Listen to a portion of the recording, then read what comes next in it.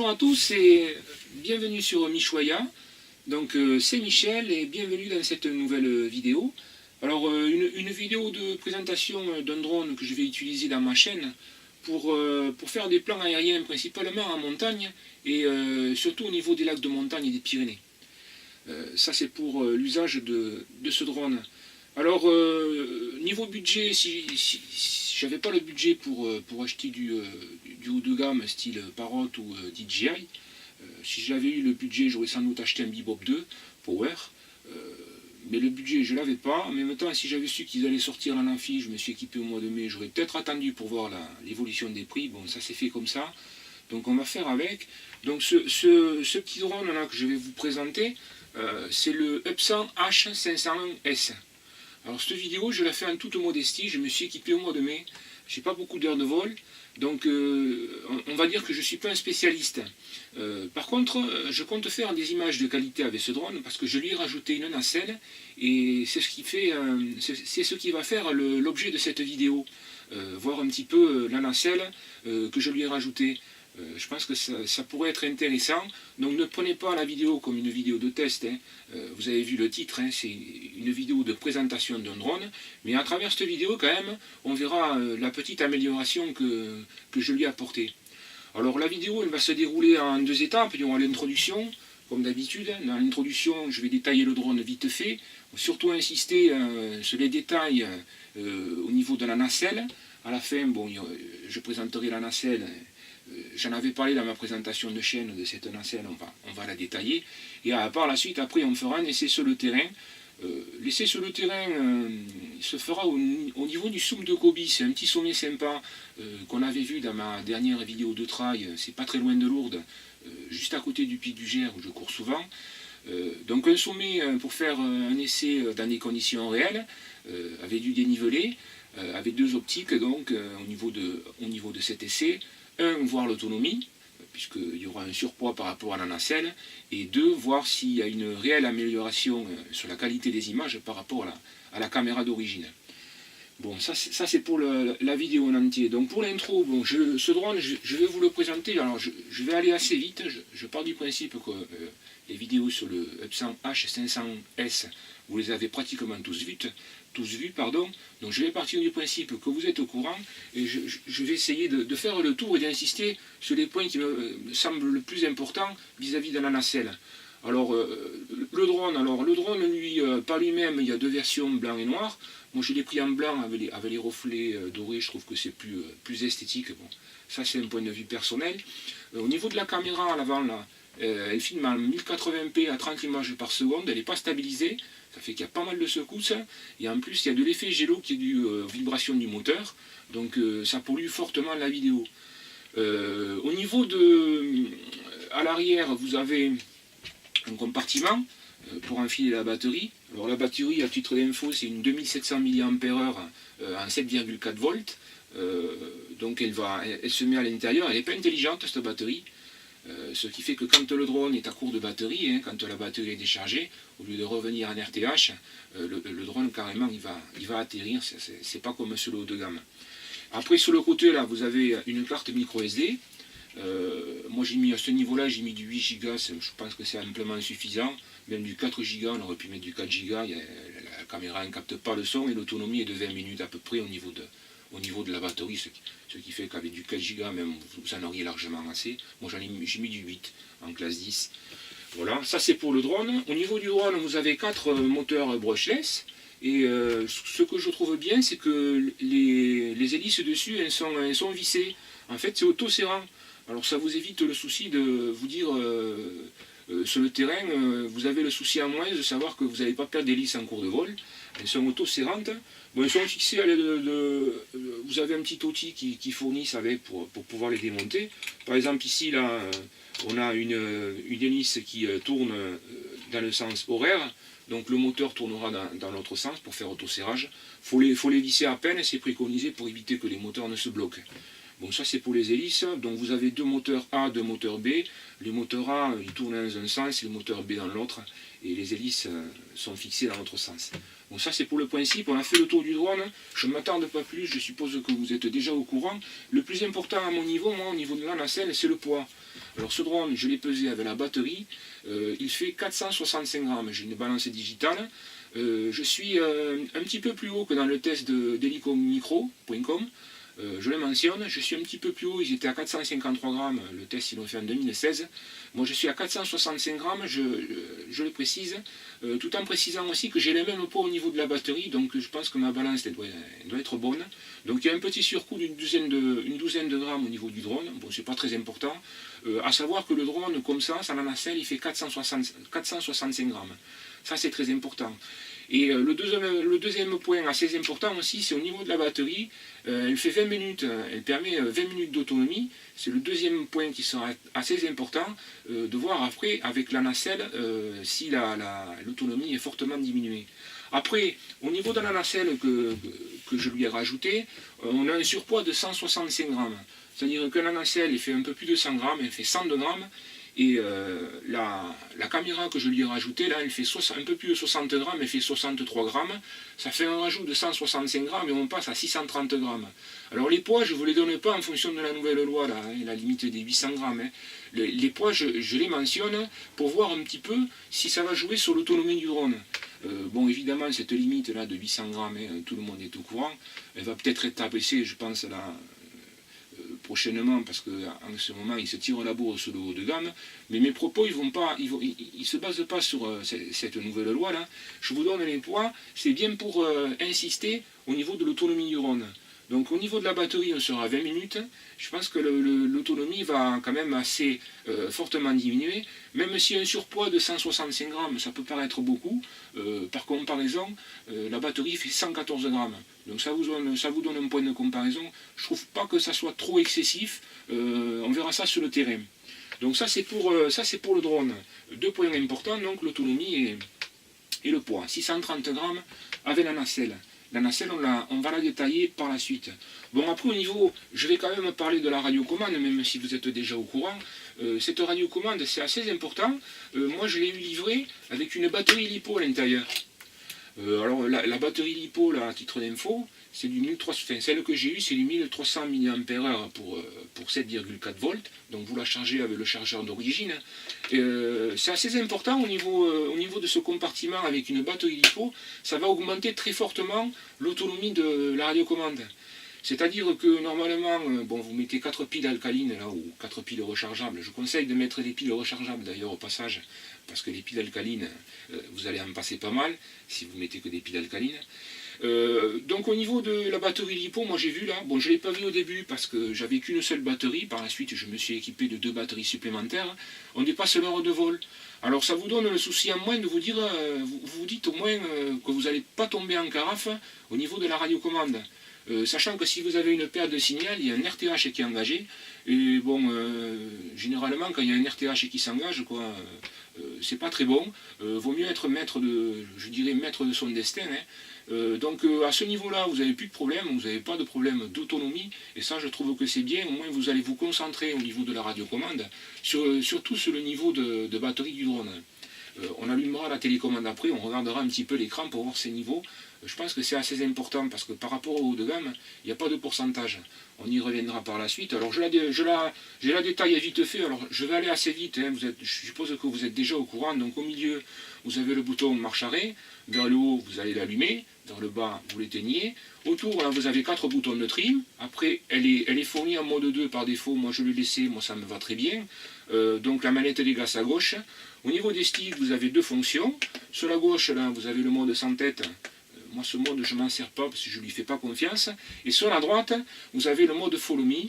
Quand vous l'enclenchez, vous avez le drone. Bon, vous avez un module GPS au niveau de la radiocommande, au niveau du drone, ce qui fait que quand vous enclenchez le mode Follow Me, le drone se retourne pour filmer la radiocommande et en même temps, il va vous filmer à vous. Mais d'abord, il cadre la radiocommande. Après, au niveau, un petit peu plus haut, là, au niveau, vous avez 2 boutons, là. Un pour prendre les photos, 2 pour prendre les vidéos. Pour appuyer pour arrêter la vidéo, elle est à 1080p à 30 images par seconde donc. Et là, à ce niveau-là, au niveau des photos, là, vous prenez des photos. Moi, je les ai... c'est juste... je ne vais pas faire de déduction, mais moi, je les ai en format 16 neuvième, alors que j'avais vu que les vidéos de test, là, elles étaient au format 4 tiers. Alors ça, je le rajoute, c'est juste une petite précision. Et au-dessus, vous avez 2 boutons de switch. Sur la gauche, vous enclenchez le GPS. Quand c'est désactivé vers le bas, vous êtes en mode maintien d'altitude. Quand vous êtes en mode GPS, par contre, quand vous arrêtez, votre drone il va rester statique. Et après, quand vous pilotez en mode GPS, moi je pilote en mode GPS parce que je lui ai rajouté une nacelle, donc je pense qu'au niveau des images, ça ne va pas trop jouer. Là sur la droite, là vous avez le RTH que vous enclenchez. Ce RTH il est un petit peu moins évolué que celui haut de gamme, vous ne pouvez pas régler sa hauteur. Ça plafonne à peu près 20 mètres, donc il faut faire attention, quoi, hein. Il y a des arbres de plus de 20 mètres, il faudra regarder ce qu'il y a autour du drone. Donc ça c'est pour la radiocommande. Le plus important à mon avis, moi, c'est cette batterie LiPo là, qui est livrée avec. Ça vous permet, en fait ça a un coût, hein. Vous êtes obligé de l'acheter et au moins c'est livré avec, donc c'est un bon point. Je parlerai avec la nacelle, après je parlerai de budget, on fera le tour aussi. Donc ça c'est pour la radiocommande. Après alors j'essaye d'aller assez vite, hein, parce que je pense que vous êtes au courant. Le plus important pour moi c'est le rajout de la nacelle. La vidéo sera surtout axée sur ça.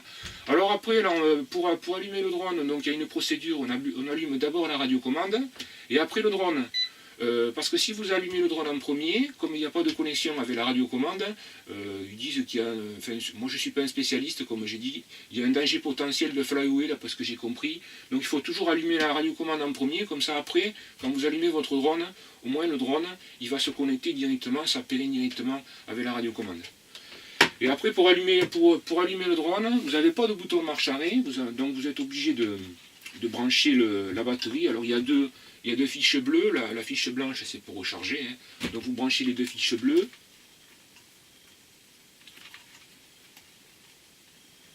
Voilà. Bon, il va y avoir un petit bruit sympa, hein. Moi je l'aime bien ce bruit. Ça fait penser à un drone un peu plus haut de gamme. On va dire que c'est une consolation. Voilà, et une fois que vous êtes là, vous avez, donc ça aussi, vous devez le savoir, je ne vais pas m'éterniser, je vais le faire qu'une fois devant vous. Après sur le terrain, vous me verrez le faire. Je ne vous réexpliquerai pas, comme ça on fait tout dans l'intro. Donc vous avez un message calibre compass 1, donc pour calibrer le drone, d'abord à plat dans le sens inversé des aiguilles d'une montre.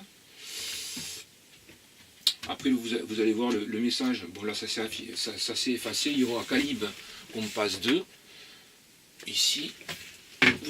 Vous le mettez à l'envers, vous le faites tourner de la même manière, le message va s'afficher et vous serez opérationnel. Bon, après au niveau de la radiocommande, il faudra attendre d'avoir les GPS pour pouvoir décoller, il vous en faut 6 minimum, 6 satellites minimum pour pouvoir décoller.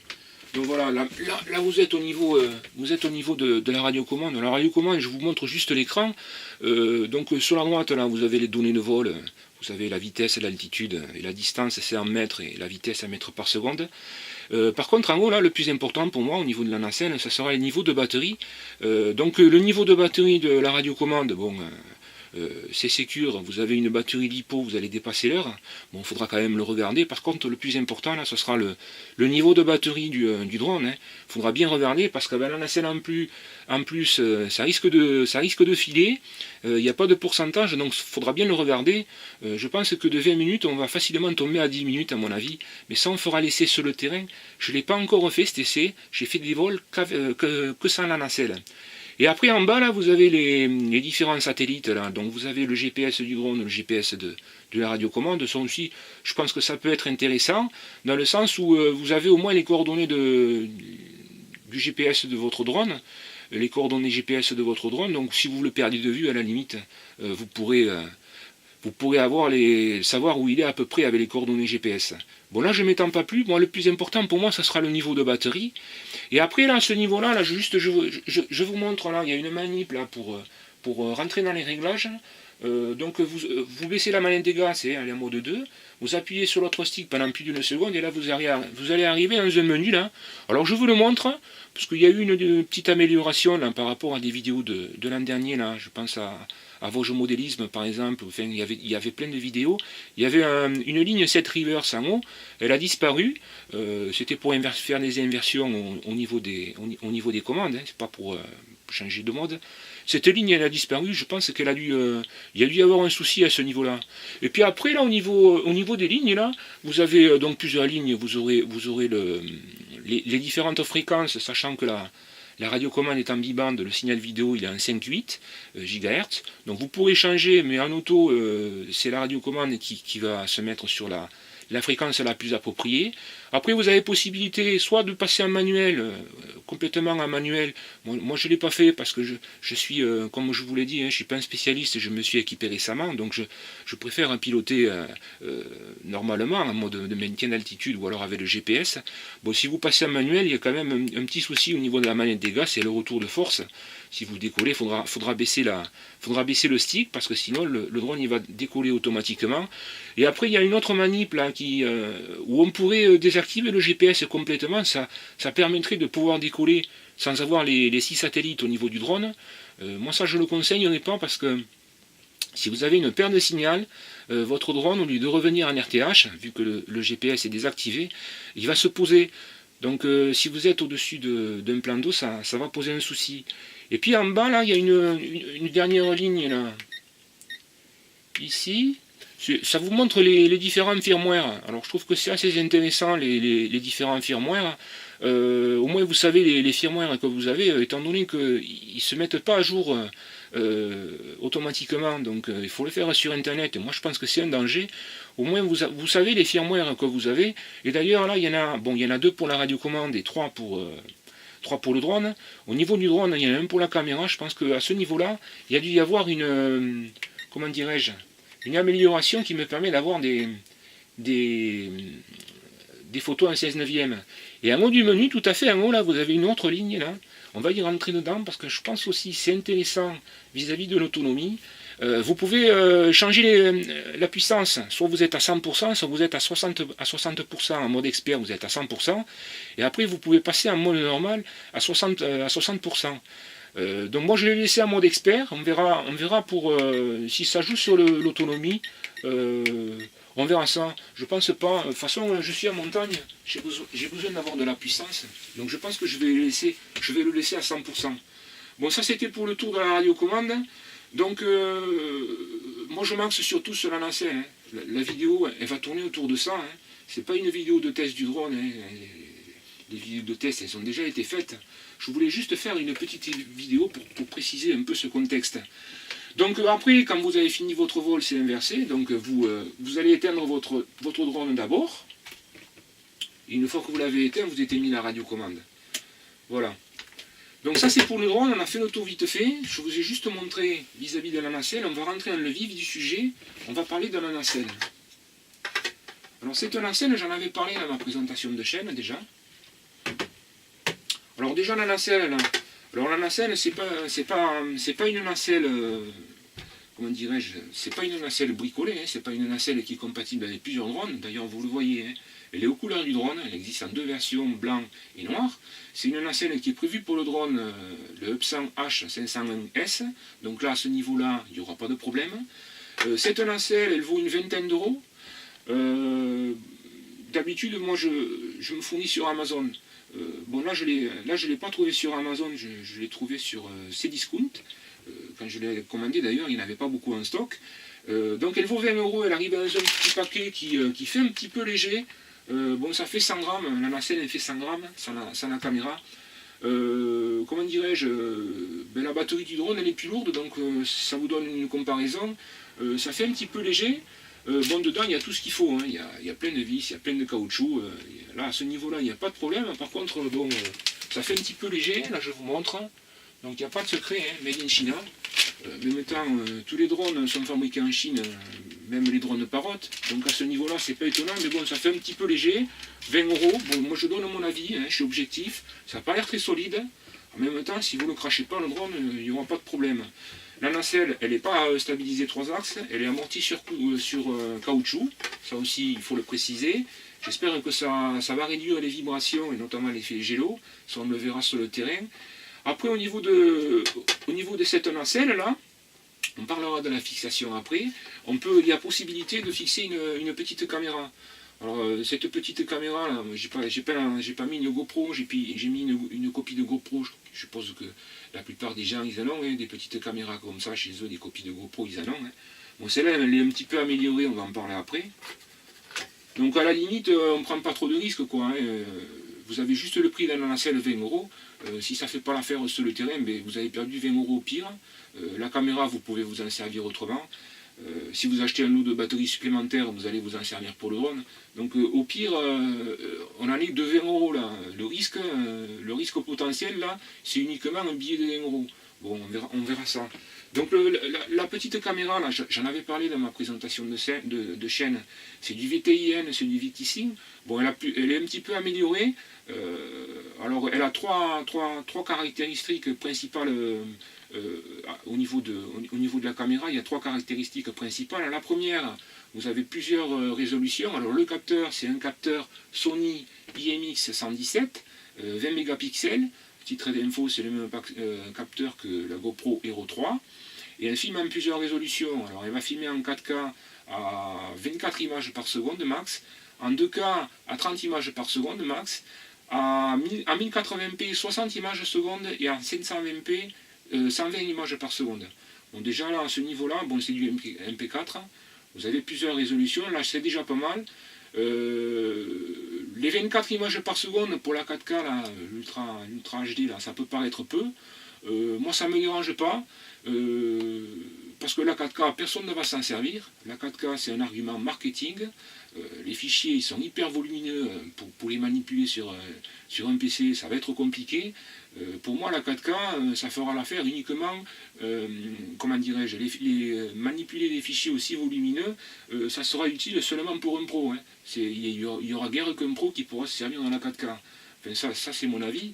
Donc après, on peut filmer en 2K à 30 images par seconde. Moi, je trouve, à ce niveau-là, c'est un bon compromis quoi, pour faire des images personnelles de qualité, concilier la taille des fichiers avec la qualité des images des vidéos que vous n'avez pas pu publier sur Internet. Je pense que c'est le meilleur compromis pour avoir entre la taille des fichiers et la qualité des images. À mon avis, ce sera la 2K. La QHD, là, 4 fois la définition du 720p, au moins à ce niveau-là, bon, on aura la consolation, on peut filmer en QHD. Tout en sachant que sur Internet, le 1080p sur YouTube, ça sera amplement suffisant. Donc 4 résolutions différentes. Après au niveau du capteur, enfin de la caméra, il y a un système anti-tremblement et anti-couplé en gyroscope. Bon, ça aussi je pense que c'est important, ça va s'additionner avec l'amortissement de la nacelle. Moi j'ai l'espoir que ça supprime complètement l'effet gélo. Il est assez présent cet effet gélo. Ça pollue fortement les vidéos, là cette déformation en forme de vague sur les vidéos, donc j'espère qu'au moins à ce niveau-là, ça va complètement le supprimer. Il faudrait y aller mono quand même, parce que c'est pas du haut de gamme, hein, c'est pas stabilisé 3 axes. La caméra, je lui ai donné la même orientation que la caméra d'origine, comme ça sur mon écran de retour, je saurai à peu près ce que je vais filmer avec la caméra sur la nacelle, vis-à-vis du retour de la radiocommande. Et après aussi au niveau de la caméra, j'ai plusieurs angles. Je passe de 70 degrés à 170 degrés en passant par 110 et 140. Donc ça sera pas mal. Je ne l'ai pas vu sur des drones plus haut de gamme, ou alors j'ai pas fait très attention, pardon. Moi je pense qu'on devra s'en tenir à du 110 ou du 140. À mon avis, le 140, ça sera le format, l'angle le plus approprié, mais il faudra essayer. Tout en sachant aussi qu'on peut faire avec du 170 degrés, ça va déformer l'image, mais au moins à ce niveau-là, on pourra faire une stabilisation logicielle qui rétrécira un peu l'image. Donc là, à ce niveau-là aussi, j'ai plusieurs optiques, enfin, plusieurs options au niveau des angles. Et ça, c'est un bon point aussi. Donc voilà, ça c'est au niveau de la caméra, tout en sachant que des copies comme ça, je pense que vous en avez, même si vous n'en avez pas avec des particularités identiques, je pense que ça ira aussi avec l'amortissement des caoutchoucs. Après niveau budget, donc le drone, bon je fais pas de pub mais je le mentionne parce que c'est important, je l'ai acheté sur Amazon. Je l'ai acheté 179 €. Bon, les prix fluctuent en permanence. Des fois, ce sera le blanc qui sera moins cher que le noir. Des fois, ce sera le contraire. Je l'ai eu à 179 €. Pour vous donner une comparaison, sur un site français spécialisé dans le modélisme, on tourne à 300 €. Et pour un site français de vente en ligne, style, on va prendre un exemple d'Arty par exemple, on va tourner autour de... non, d'Arty, je pense qu'ils ne le font pas, je crois que je l'ai vu sur Boulanger, on va tourner à 250 €, mais ça c'est pour avoir une comparaison. Donc à 179 €, ben, qu'est-ce que j'ai envie de dire, je l'ai acheté sur Amazon, bon, on serre un peu les fesses. À mon avis, le service après-vente il va être inexistant. C'est expédié par Amazon, mais c'est vendu par un vendeur tiers. Les noms, il faut un petit peu européen. Bon, il y a des noms un peu anglo-saxons, mais ça fait un petit peu, ça fait pas des noms chinois. Mais bon, les adresses, elles sont toutes en Chine. Donc je pense qu'il y a des stocks sur le territoire français, mais s'il y a un problème au niveau service après-vente, ça va être problématique. Tout en sachant aussi que si vous l'achetez dans ce contexte-là, vous avez un mois pour le renvoyer, pour être remboursé. C'est-à-dire que le premier mois, faudra l'essayer assez souvent. C'est ce que j'ai fait au début. J'ai volé surtout le premier mois. Par la suite, j'ai pas trop volé. Voilà, ça c'est pour le budget. Donc 179 €. Bon, évidemment, il faudra mieux partir pour être pro-budget. Il faudra mieux partir de 179 € que de 300 €. Autant avec le rajout qu'on va y faire, acheter un appareil un petit peu plus haut de gamme. Donc 179 €, je vais compter le prix de la nacelle 20 €. Bon, je compte la caméra. La caméra, je l'ai payée 40 €. Je l'ai vu il y a peu de temps, là, moins de 20 €, mais je pense que des stocks, il ne doit plus y en avoir. Je compte sur un tour la nacelle 20 €. La caméra, il y en a qui en ont des caméras comme ça. Et après, peut-être prévoir un lot de batteries supplémentaires. Ils font des lots de 2 batteries, là, à peu près 35 €, un petit peu plus. Là encore, ça vaut le coup. Donc moi je maintiens qu'à la nacelle, 179 € plus la nacelle, éventuellement des batteries supplémentaires. Cette caméra, je m'en sers sur un autre équipement, donc je l'avais déjà. Donc ça vous donne une idée pour le budget. Donc c'est un petit peu moins cher que le haut de gamme, mais bon, vous n'avez pas, c'est pas le même produit non plus, hein, malgré qu'il y ait un GPS. Et après niveau fixation, c'est pas très compliqué, hein, la nacelle est faite pour le drone. Donc en dessous là, vous avez 4 trous là, autour du centre là, où sont fixées les vis d'origine, vous les enlevez, c'est des petites vis. Par contre ces petites vis là, il ne faudra pas les perdre, parce que dans le paquet il n'y en a pas, hein, des petites vis. C'est juste pour info. Et après ils vous fournissent des vis un petit peu plus longues là. Je ne sais pas si on va le voir à la caméra. Apparemment on le voit. Donc des vis un petit peu plus longues, en dessous vous avez des trous qui coïncident exactement avec les trous d'origine sur le drone, et vous fixez vos vis un petit peu plus longues, et vous allez fixer la nacelle, sachant que par-dessus il y a une deuxième fixation qui va rentrer en jeu, c'est sur un système de bague, hein, par-dessus, qui sécurise l'installation. Donc ça fait plutôt joli, on dirait que la nacelle, elle fait partie du drone en fait. Ça fait pas bricolé comme je dis, hein. En plus elle est la couleur du drone. Donc bon, ça c'est pour la nacelle, donc bon, c'était une petite présentation, hein, j'espère ne pas avoir été trop long. Le plus important, ça va être laissé sur le terrain, avec les 2 optiques, donc voir l'autonomie. L'autonomie, à mon avis, elle va être fortement diminuée, et surtout voir la qualité des images, on verra. Hein. Je filmerai en 1080p à 30 images par seconde, pareil que la caméra d'origine. Et ensuite, je pense que je ne ferai pas d'écran splitté, hein, étant donné que j'aurai les mêmes images, vu que la caméra elle capte la même chose que la caméra d'en haut, avec le même angle, je le ferai en enfilade, hein, et on verra si on fait du 110 degrés ou du 140. Voilà. Donc, comme dans ma dernière vidéo, hein, je vous donne rendez-vous de suite, grâce à la magie du montage vidéo, on va aller voir ça sur le terrain. Allez, on se retrouve donc à l'endroit où j'étais parti pour mes 2 trails là, que j'avais mis dans mes vidéos. Et donc on se dirige vers le Soum de Kobi. Alors le Soum de Kobi, c'est une zone pastorale, hein. J'en avais parlé un petit peu dans mon intro. Donc on s'y dirige, il y a à peu près 3/4 d'heure de marche, j'en profite pour faire un petit peu de marche depuis ici, et on se récupère en bas du Soum de Kobi, vous allez voir, vous n'allez pas être déçus, le point de vue est magnifique. Allez, on se retrouve donc en bas du Soum de Kobi. Il y a le vent qui se lève là, j'espère qu'on ne sera pas trop embêté au point de vue sonore en haut du Soum de Kobi. Donc là, bon, j'ai mis une épaulière hein, pour avoir les mains libres pour laisser du drone.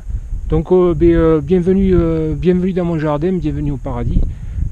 Donc qu'est-ce qu'on voit en bas du Soum de Kobi? Donc on est à peu près à... Le vent se lève. On est à peu près à 730 mètres d'altitude là. En face on a le pic du Gers. Ce petit sommet là qui surplombe la ville de Lourdes où je cours assez souvent. Derrière vous avez la ville de Lourdes. Et sur le côté là on voit un morceau de la ville là. Donc Lourdes-Est.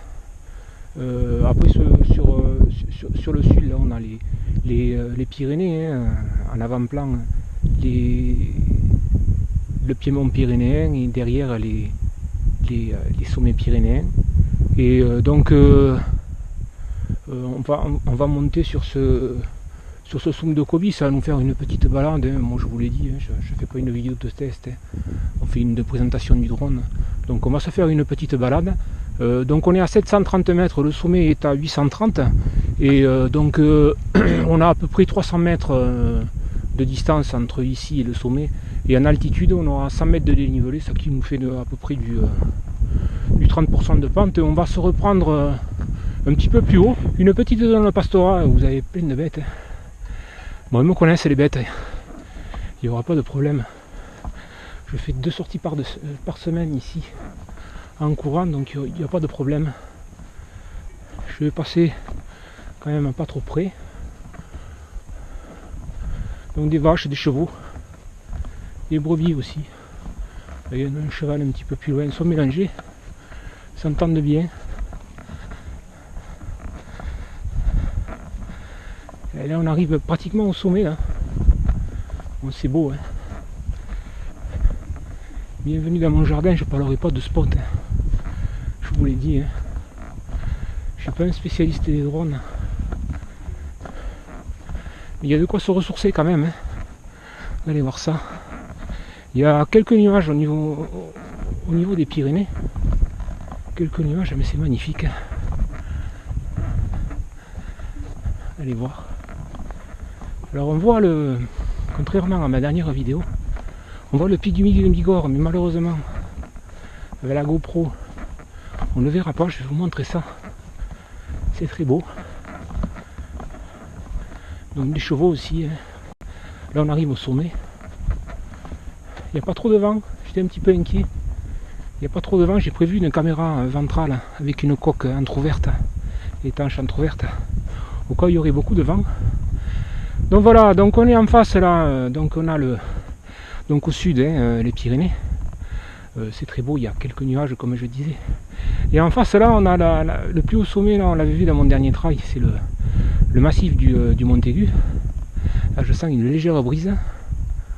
J'espère qu'il n'y aura pas de pollution sonore au niveau de la caméra.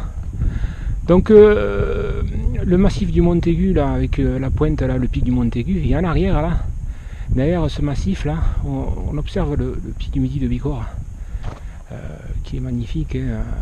À son sommet il y a l'observatoire, on y monte en téléphérique. C'est un très beau site. Et par derrière on a les sommets pyrénéens. Au milieu il y aura, comme je l'avais dit dans ma dernière vidéo de trail, on aura le Vignemale, c'est le plus haut sommet des Pyrénées côté français, qui est un petit peu moins de 3300 mètres. Bon, et de l'autre côté des Pyrénées, il y aura les plus hauts sommets, hein, de l'autre côté de la frontière. En avant, les collines du Piémont. Et, on va faire STC là. Alors, il y a les chevaux là. Je voudrais pas trop les embêter. En plus, il y a une légère brise. Donc, ce qu'on va faire, on va descendre un petit peu plus bas là. On va se faire laisser sur un petit plateau là, en contrebas. Là, il y a une quinzaine de mètres. En face là vous avez, donc ici c'est le Soum de Kobi, on est à 830 mètres. En face vous avez cette ligne de crête là que l'on voit là, c'est le Soum de Basta qui fait la continuité. Les sentiers des Mille passent par là, ça fait une boucle. Au-dessus il y a d'autres bêtes là, on voit des vaches principalement, vu depuis ici. Et donc ce Soum de Basta là qui sera à 850 mètres un petit peu plus haut, et après ça redescend sur mon village de l'autre côté, on l'avait fait en trail ensemble. Donc on va faire ce petit essai là, tranquille, un petit peu plus bas. Allez, donc là j'ai monté les hélices, j'ai allumé la radiocommande, j'ai branché le drone.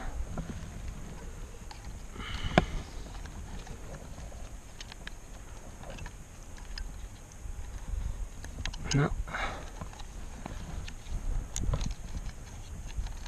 J'ai des fils à l'intérieur.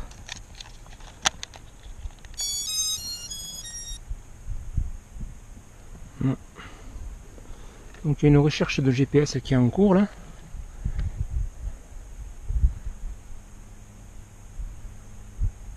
Donc pour le moment au niveau de la radiocommande on est à 3 satellites. Et pour le drone ça va venir. Le vent commence à se lever. J'ai peur qu'il y ait de la pollution sonore au niveau de la vidéo. Donc on va faire le test d'autonomie de suite. Et après je mettrai la deuxième batterie pour faire l'essai proprement dit sur la vidéo. Alors là on est à 110 degrés là. On est à 110 degrés et donc je vais calibrer le drone. Et à 1080p à 30 images par seconde comme la caméra d'origine.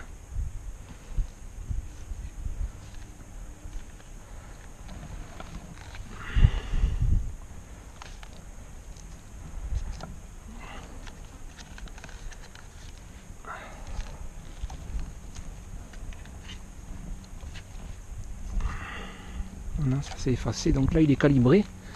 Donc on pourrait démarrer, on va attendre d'avoir les satellites. Donc on est à 8 satellites pour 11 satellites pour le drone. Donc là on pourrait démarrer. On va quand même attendre d'avoir 5 satellites, d'avoir 6 satellites sur la radiocommande. Je vais lancer la montre GPS. Là il y a une recherche de satellite. Sachant qu'après avec cette recherche de satellite, l'heure se met à jour automatiquement.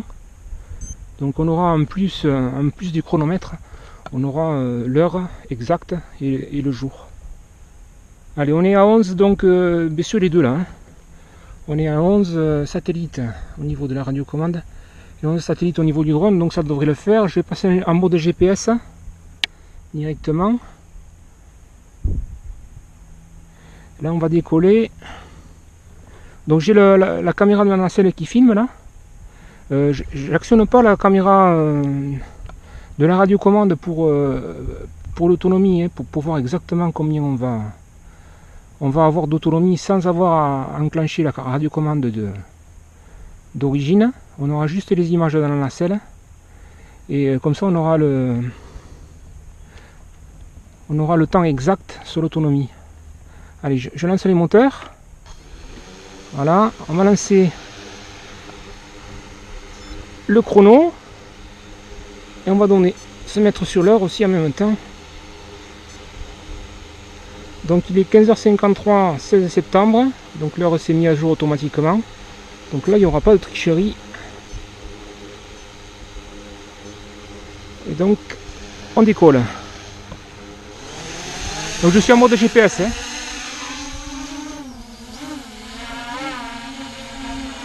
Et j'ai juste la nacelle qui enregistre là. Hein. Après on fera un essai de comparaison. Alors bon, ça va encore là, il n'y a pas trop de vent, j'espère qu'il n'y aura pas de pollution sonore au niveau de la caméra, il y a un peu de... Donc en mode GPS il se pilote bien. Hein.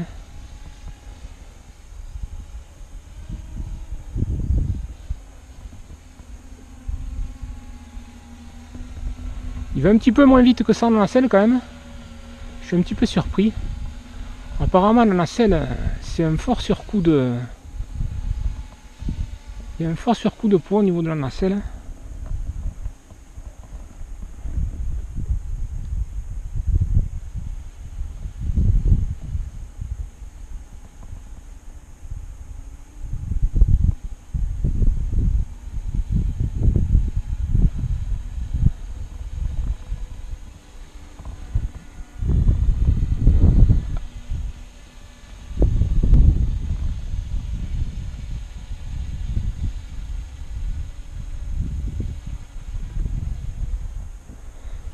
On va en profiter, on va lui faire quelques photos.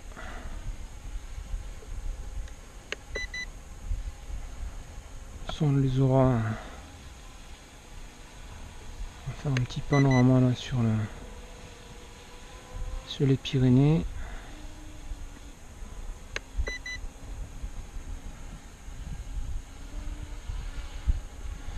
Donc là ça fait 2 minutes. 2 minutes qu'on est parti.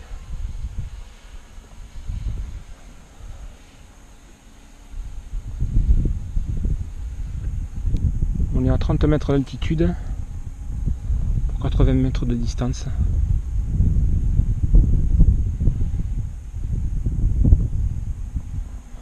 Point de vue de la batterie, ça file assez vite, je trouve. On va voir ça.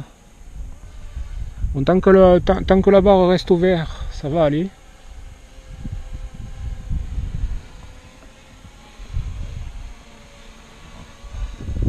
Donc là on est à 110 degrés sur les vidéos que vous allez voir. Après sur la deuxième batterie on fera un test de comparaison. Donc au point de vue du chrono, là on est à 3 minutes, on va arriver à 4 minutes.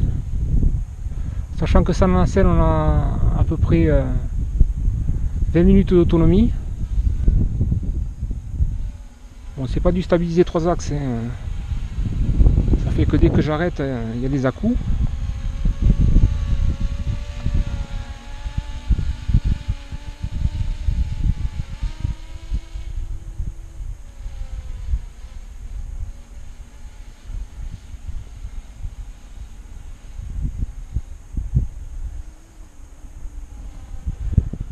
Donc, il nous reste une barre sur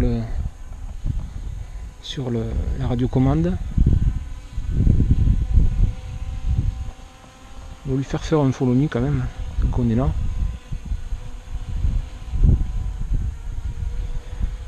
Donc en GPS je suis à 11 des deux côtés, donc il n'y aurait pas de problème pour enclencher le mode follow me. Bon, je vais appuyer sur le follow me.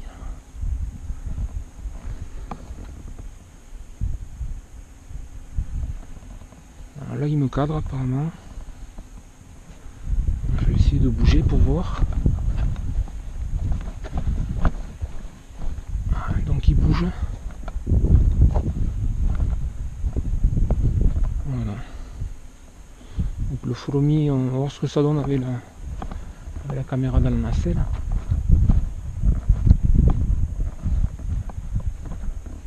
Bon, il faut toujours être, la radiocommande doit toujours être en face du drone, sinon il y a des interférences. Donc on est à 5 minutes 30, un petit peu plus. Je pense qu'on va arriver à 10 minutes à mon avis.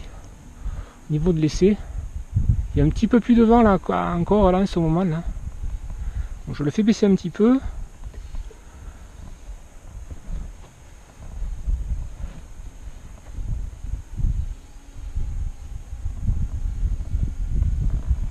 On va le faire passer au-dessus de moi. Bon, il va pas vite la nacelle du tout. Le rajout de 165 grammes apparemment ça joue. On va essayer de se mettre en maintien d'altitude pour voir. Ça va un petit peu plus vite. Là il a tendance à dériver déjà. Ah oui, ça va beaucoup plus vite. Avec le maintien d'altitude ça va beaucoup plus vite. Ah oui, il va beaucoup plus vite là. Allez, je vais remettre le GPS. Et dès que vous mettez le GPS, il se stabilise de suite.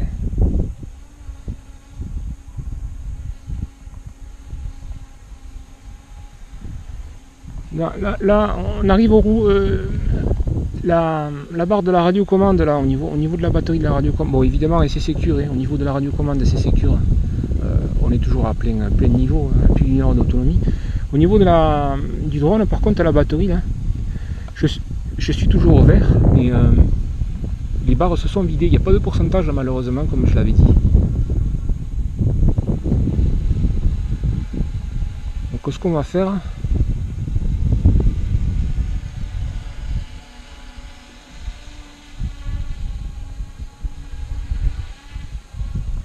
Prendre le soleil derrière moi quand même, on peut être à contre-jour.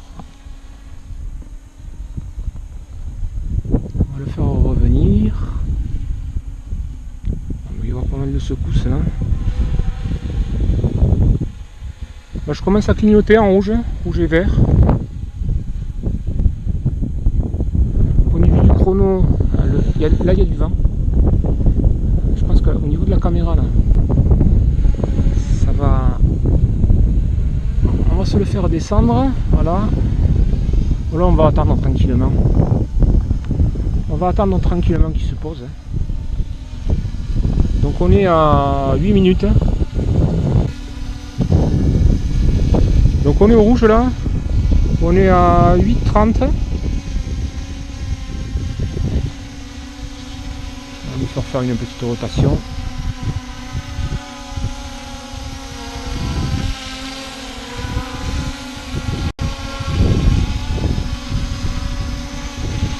On va attendre qu'il se pose. Pour l'autonomie. Tout en sachant que je ne filme pas avec la caméra du drone. Donc l'autonomie, ce sera la vraie autonomie. Si vous filmez avec la caméra du drone, par contre, l'autonomie sera beaucoup plus réduite.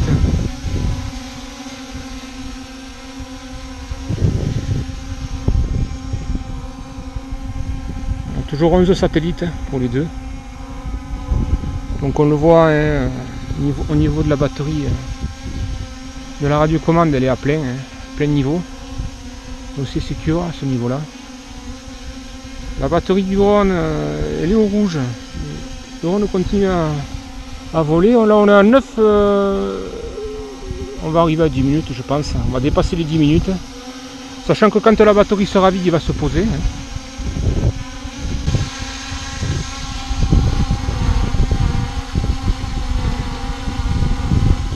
Arrivé à 12 minutes, je suis surpris. Je pense que si j'avais filmé avec la caméra du drone en même temps, l'autonomie aurait été fortement diminuée. Mais là en plus il est en mode GPS, ça fait que il lutte quand même pour contrer le vent.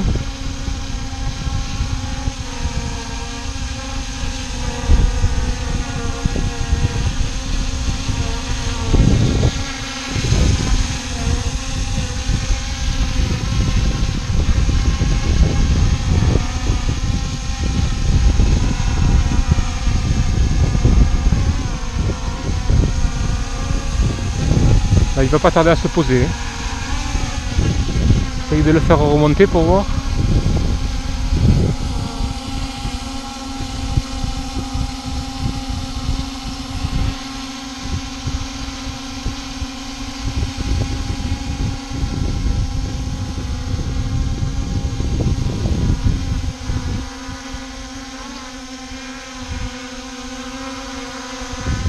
C'est pas mal du tout. On arrive à 13 minutes.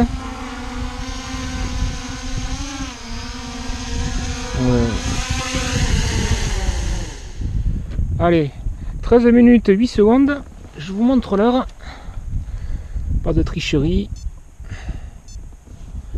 Donc il est 16h06, vous faites le compte, on est toujours le 16 septembre.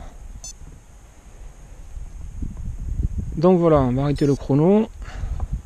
Donc c'est pas mal, hein. On a dépassé les 13 minutes. Je pensais pas, je pensais arriver à environ 10 minutes. Bon, après, si vous filmez avec la caméra du drone, ça sera un petit peu plus réduit. Je vais changer la radiocommande, la batterie du drone. Donc je débranche le drone, comme ça il s'arrête. J'arrête la radiocommande. On va changer la batterie pour faire un essai testé vidéo à 110 degrés.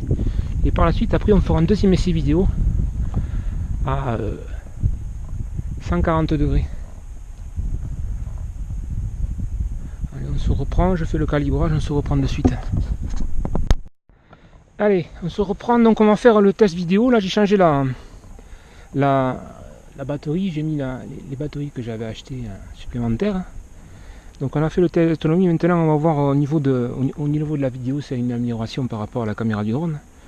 Donc j'ai calibré le drone, j'ai 11 satellites là, je sais pas si on va le voir à la caméra, je le montre quand même. J'ai 11 satellites sur chaque la radiocommande et le drone, donc là on peut démarrer. Donc on va démarrer, je suis toujours en mode GPS.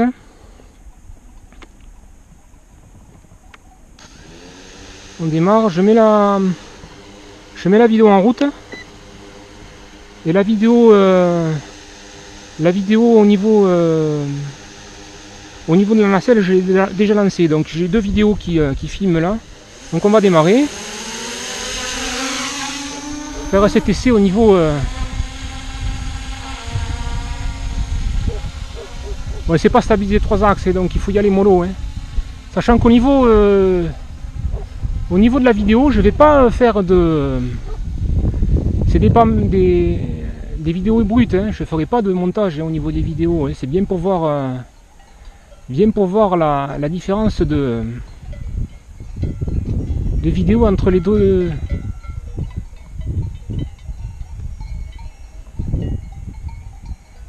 Entre les deux caméras.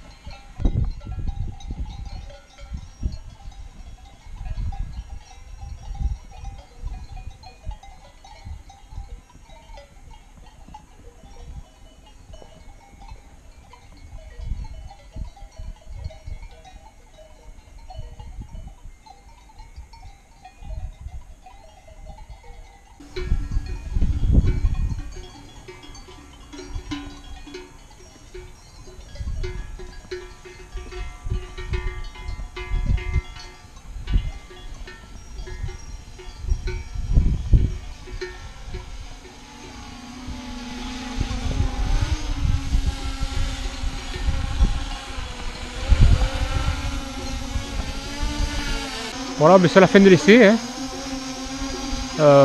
J'espère que ça aurait été productif, que vous ferez une idée. Hein. Donc je le ferai pas. Je le ferai pas en écran splitté, hein, comme j'avais dit. Hein. On le fera. Je pense que le mieux, ce sera de l'avoir en plein écran pour voir la différence. Et au niveau de l'autonomie aussi, vous aurez une idée.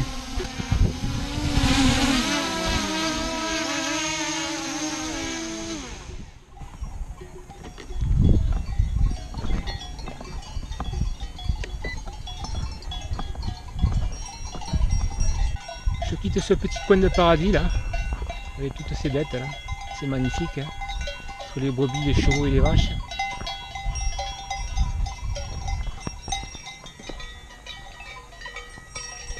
Et, bienvenue dans mon paradis. Hein. Je parlerai pas de spot, hein. Je suis pas spécialiste en drone, hein. Mais bon, c'est un endroit qui est très beau. J'espère que vous aurez apprécié. Après, si vous voulez connaître l'itinéraire, je vous renvoie à la fin de ma deuxième vidéo de trail. Je vous avais indiqué le chemin. Et on se redirige vers la civilisation, on se reprendra un petit peu plus bas. Voilà, de retour à la civilisation. Donc je suis redescendu à pied avec mon sac de montagne. Donc il est 17h30 passé. C'était Michel sur Michoya. Je vous remercie d'avoir regardé cette vidéo. J'espère que vous l'aurez apprécié. Et comme d'habitude, je ne suis pas du tout connecté. Je profite de la plateforme YouTube juste pour faire passer un message. Donc ne vous abonnez pas, c'est pas la peine. Et je vous dis à bientôt pour de nouvelles vidéos. Le simple fait d'avoir des visionnages de vidéos, d'avoir des vues, ça me suffit amplement. Et à bientôt pour une nouvelle vidéo.